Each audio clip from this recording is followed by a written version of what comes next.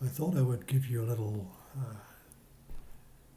lesson, a little recap on how to rearrange equations to support the work that you're doing today. So if you take an equation, for example, v equals I times r, if you want to make r the subject,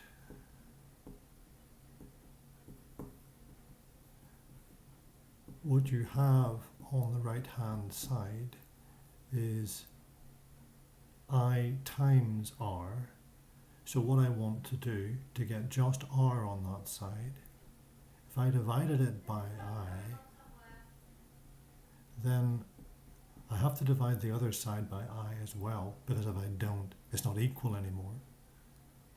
So if I divide through by I get v divided by I equals r. So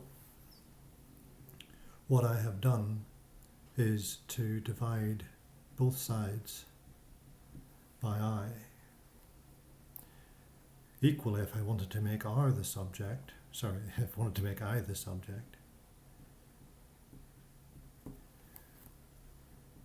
I would do the same sort of thing. On the right hand side here, I've got I times r. I want just I, so I divide by r. So I've got I times r divided by r. To keep it an equation, I have to do the same to the other side, and so I end up with v divided by r is I. To take an equation which perhaps is more familiar to you, speed is distance divided by time. If I want to make distance the subject, I've got distance divided by time over here, so I want to multiply both sides by time. Again, I have to multiply both sides by time, because if I don't, it's not equal anymore.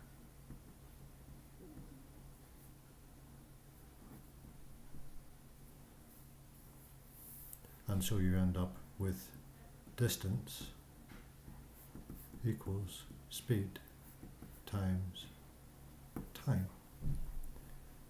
If I wanted to make time the subject, then I would have speed equals distance divided by time. So if I multiply both sides by time, like I did before, I would get speed times time equals distance, like we did before, up here. If I then divide both sides by speed, I get speed times time divided by time equals distance divided by time, which gives me, dividing by speed is what I said and didn't do it. Then I have time is distance divided by speed.